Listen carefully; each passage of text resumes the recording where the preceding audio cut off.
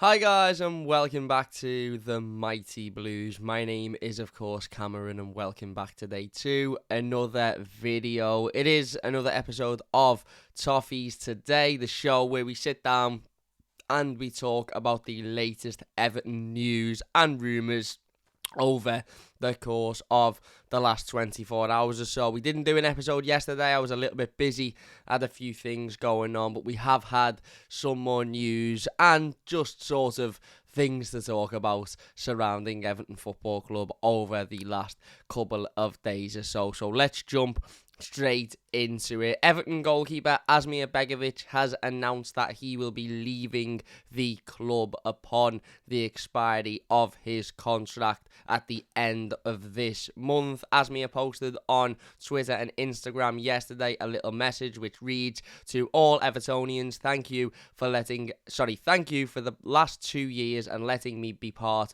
of your club and embracing me as one of your own. It has been a pleasure to represent you all and be part of your whole community. To all of the staff, players, and most importantly, you, the fans, thank you and all the very best. Up the Toffees." Asmir's wife also reposted that post on social media with the caption, "Jerry the horse and I say thank you," and pretty much confirming there, although it hasn't been officially confirmed by the football club yet, which isn't a surprise considering they didn't confirm Niels Nkunku's departure for about 24 hours after Saint Etienne had actually announced it. But yeah, Asmir pretty much confirming there that he will be leaving Everton Football Club and obviously not renewing his contract upon the expiry of his current deal. I had a little bit of a look at Asmir Begovic's stats yesterday for Everton, and I was a little bit surprised, to be honest, because I didn't actually think they were as good as they were. He's played 10 games for Everton Football Club over the course of the last 2 years since coming in, and he has had 4 clean sheets in those 10 appearances. So very nearly a clean sheet every 2 games for Asmir Begović at Everton Football Club. Obviously, most of those games were in cup competitions. He did have a little bit of a spell in the Premier League when Jordan Pickford was out with an injury, but of course most of those appearances coming in the early stages of the Carabao Cup. I think his last appearance for Everton was in the game against Bournemouth last season, the 4-1 defeat in the Cup. He did play in that 1-0 victory over Newcastle United last season at Goodison Park, in which of course Alex Iwobi scored in the 99th minute, and as I said, he's played a number of other times across the course of 2 seasons. 4 clean sheets in 10 appearances is not a bad record whatsoever, and it begs the question really as to why Everton have made the decision to allow Asmir Begović to walk out of the door. Now obviously we don't know the intricacies to this situation, and we probably will never know the intricacies to this situation. Maybe Everton were wanting to keep Asmir Begović at the football club. Maybe that was the plan, but Asmir Begović, maybe he fancied another challenge. Maybe he wanted to go and pursue first team football elsewhere, and he maybe understood that he wasn't going to get that at Everton, especially, considering Jordan Pickford has just signed a new contract and Everton have remained in the Premier League. So, Jordan Pickford is now much more likely to stay at the football club than he would have been had we have gone down. There's obviously various different conversations that could have been had between Asmir and the football club, but if it is solely a decision on the basis of Everton, and Asmir would have been happy to stay had he have been offered the contract, and he just hasn't been offered the contract, then it's a little bit of a difficult one for me. I genuinely don't think there's many better backup goalkeepers, if you like, in the Premier League than Asmir Begović. He's extremely experienced. He is reliable. He's made some good saves when he's had to, when he's come into the into the first team upon Jordan Pickford's injuries or whatever else has happened with Jordan, and Asmir has had to step in. He's obviously a really experienced head to have around the dressing room. He's obviously a really experienced head to be training with Jordan Pickford week in, week out, and obviously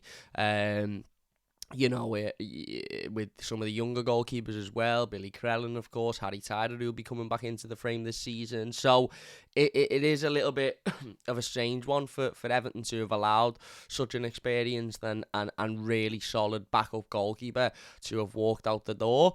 Obviously, we know Asmir Begović has done some brilliant work with his foundation as well in terms of setting up, a little goalkeeping academy for some of the youngsters at Finch Farm, and doing that in various different places. I always see Asmir posting on social media about his goalkeeping academy and trying to get young, goalkeepers an opportunity to sort of improve their skills and maybe even make it as professionals one day themselves. So yeah, it all round seems like a genuinely lovely guy, and again, if you've watched this channel for a number of months, a number of years, you will know that I'm not an advocate of keeping players at the football club because they are lovely guys. They've got to offer something. They've got to be able to give Everton, something positive on the pitch. It shouldn't be a case of, well, let's keep him at the football club because he's a nice fella, even though he doesn't really offer much, because that is ultimately the attitude that Everton have had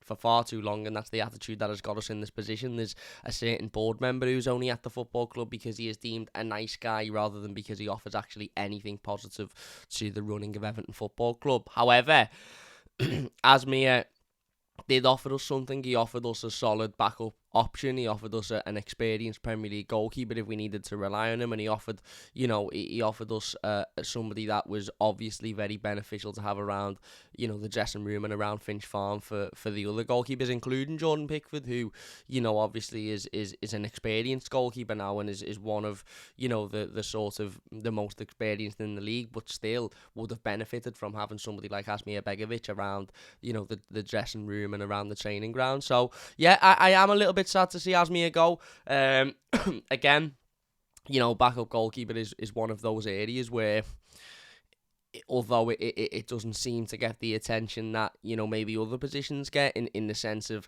nobody's really screaming and jumping and shouting around when you sign a backup goalkeeper. However, it is a little bit of a sort of an underrated area, in my opinion, in the sense that you do need a really solid backup option.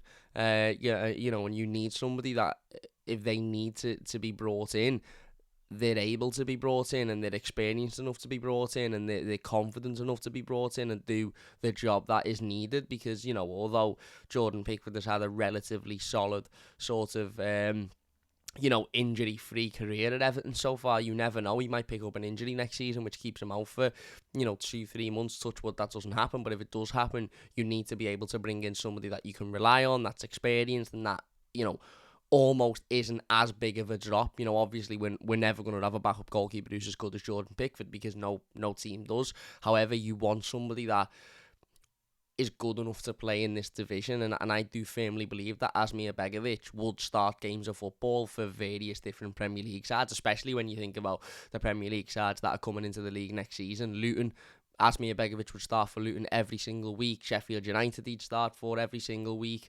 And there's various other clubs in and around the Premier League that I think Asmir Begović would have a real sort of argument for being their number one goalkeeper. So to let him go is a little bit of a strange one if it's from an Everton point of view. I can't imagine him to have been on a particularly high wage. Listen, if it's a decision he has made himself with his family, and Everton have said, listen, we want to offer you a contract, and he's gone, actually, no, do you know what, I'm going to go elsewhere, then there's nothing we can do about that. But if it is a club decision, then it's a little bit of a strange one for me, and Everton have now got to go out and bring in a backup goalkeeper that is as good and as experienced as what Asmir Begović is. I've seen a couple of people on social media talking about Tom Heaton, who I believe is out of contract at Manchester United this summer. Again, experienced, worked with Sean Dyche before. Is he as good as Asmir Begović? No, in my opinion, but again, maybe he's good enough to be able to come in and be a backup to Jordan. I don't know, but yeah, wishing Asmir Begović all the very best on, whatever he goes on to do in the next step of his career, and I'm sure I speak on behalf of every Evertonian when I say he will be welcome at the football club in the future if he ever wants to come back for any form of role, because he's always carried himself with the highest professionalism. He seems like a lovely fella, and whenever he's been asked to step in and do a job, more often than not, he's been able to do that, and he's made some really, really big saves in some really big moments.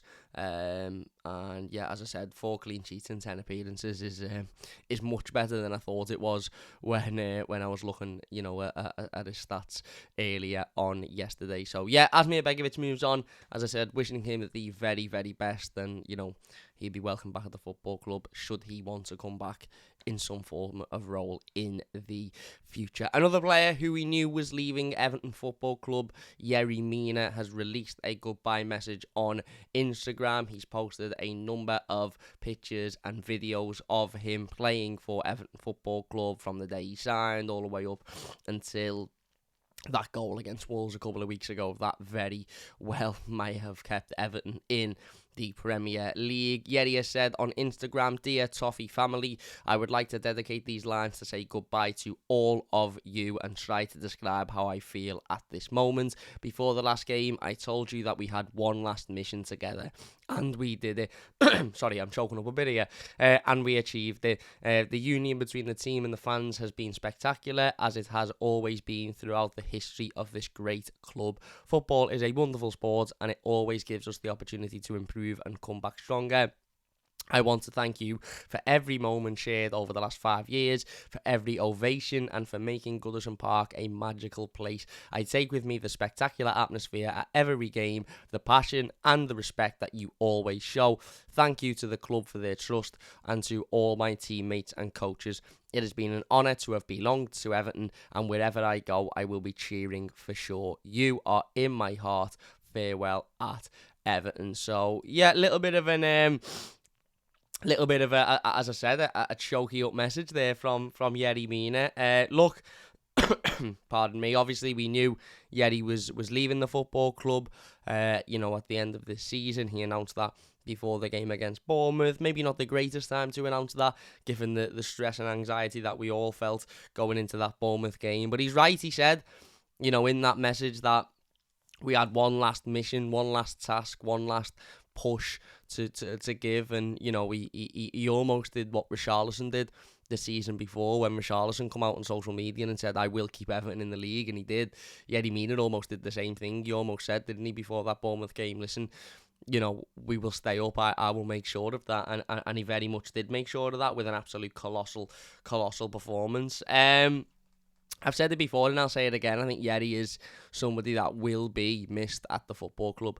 Now, that isn't me saying I think Everton should have given him a new contract, or I think it's a wrong decision to allow him to leave the football club, because there's obviously, various different things that have been taken into consideration when thinking and talking about Yerry Mina's future. One of them being his injury record, which he cannot get away from.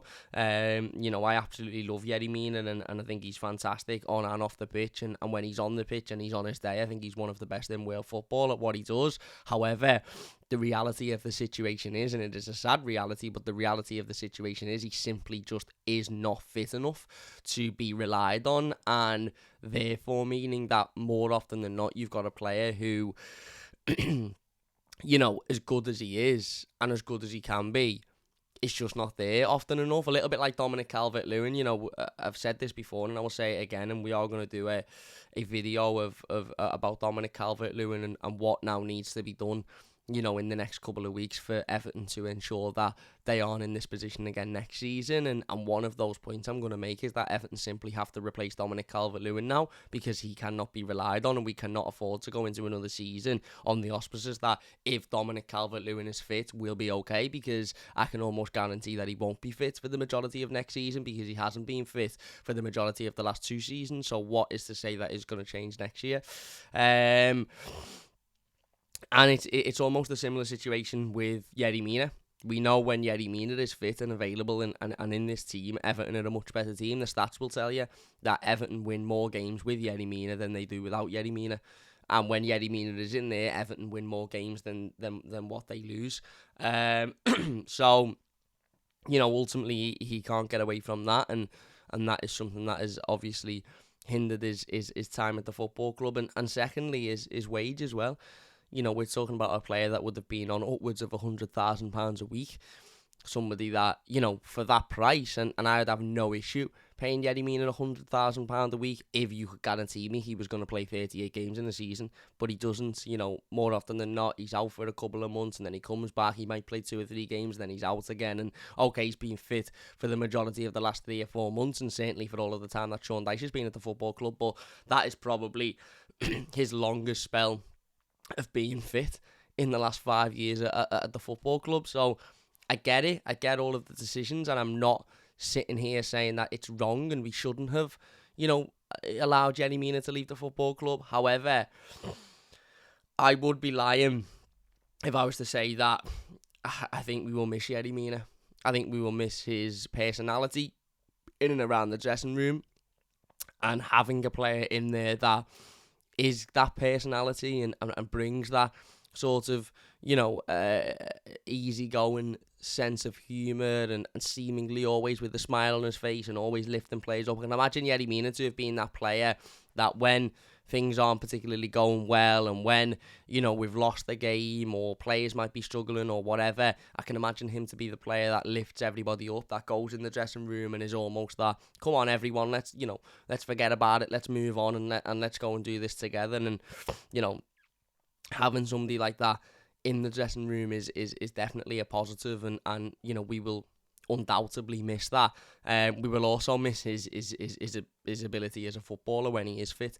He genuinely, for me, is one of the best centre-halves in world football when he is at his best and when he's fit and when he's available. Like that performance against Bournemouth, just absolutely colossal, absolutely unbelievable. From the first minute to the last minute, he was outstanding, and we will miss that, and it's going to be difficult to bring somebody in that can replace that. However, it would have been a massive decision to give Yerry Mina a new contract, given the financial situation that we're in, and given the fact that, we now need to be looking towards the future, looking forward and looking to bring players in that we can rely on, that ultimately, we can look at for the future. And maybe Yerry Mina wasn't one of those, but that isn't to say we won't miss him, because we certainly will miss him. And obviously, I said this the other day and I'll say it again, we wish Yerry Mina the very best, and I'm sure, like Asmir Begović, he'll be somebody that will be welcomed back at Everton Football Club with open arms in the future.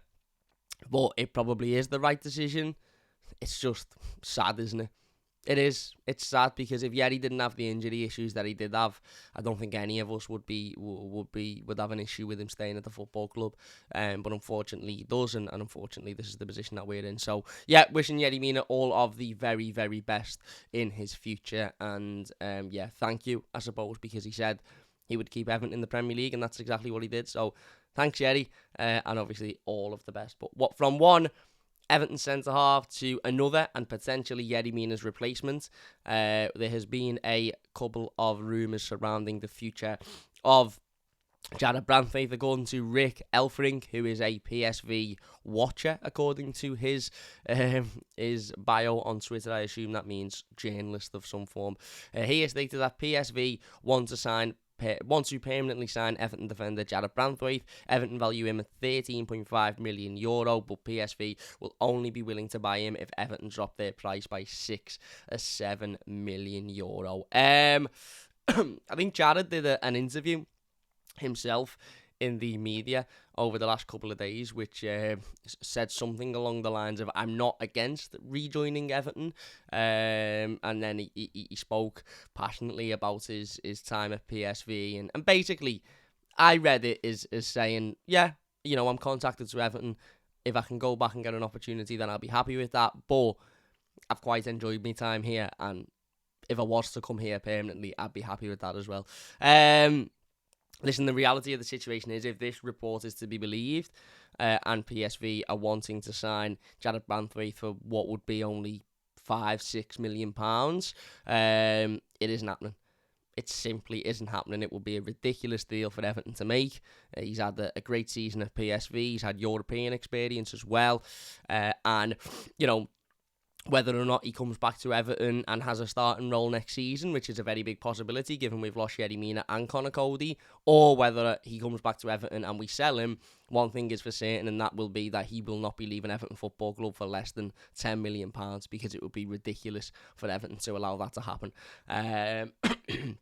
So, yeah, if PSV can't afford him and PSV ultimately seemingly can't, then that is what it is. If Jared wants to come in and take his opportunity, maybe if Sean Dyche wants to give him that, then we'll wait and see. If Sean Dyche maybe isn't quite as convinced, then I'm sure Jared would leave the football club, but it would be more than what PSV seemingly are willing to pay. So, yeah, interesting. Seems like PSV are interested in signing him, but maybe they haven't got the money that Everton would want for Jared Branthwaite, or maybe Everton are looking at him going, no, the whole idea of a loan was for him to go out there, get some experience, get some game time under his belt, and then ultimately come back and, have a role in the future of Everton. And pardon me, maybe that's what they're looking to do. So we'll wait and see on that one. But yeah, as it stands, PSV seemingly are still interested in making that deal a permanent.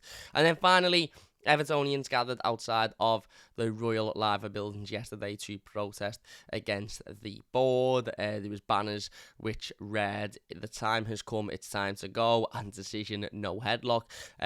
Massive well done to everybody that went down to the Liver buildings yesterday. Unfortunately, I wasn't able to because of some pre-planned arrangements, but massive well done, and thumbs up to everybody that went down there to show their frustrations against the board. I'm hoping to get down to the next one, wherever it will be, whenever it will be, but yeah, I'm fully behind that, because ultimately this is the time to make our feelings heard. Now, we were all told, forget about it while the season's on, forget about it while, we're fighting relegation, etc. Well, we're not now. We've stayed up.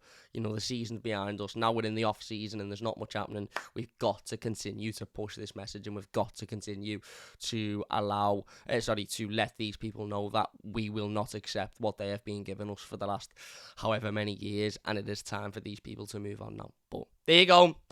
That is going to do it for today's episode. If you have enjoyed it, please do leave a like. If you're enjoying this series, please leave a like. It would mean a massive amount to me. If you are new to the channel, don't forget to subscribe as well. That would be greatly appreciated. We will be back tomorrow with the player ratings for the entire season, so don't forget to look out for those. Big thanks for watching. Leave a like if you've enjoyed it, subscribe if you're new, and we'll see you later.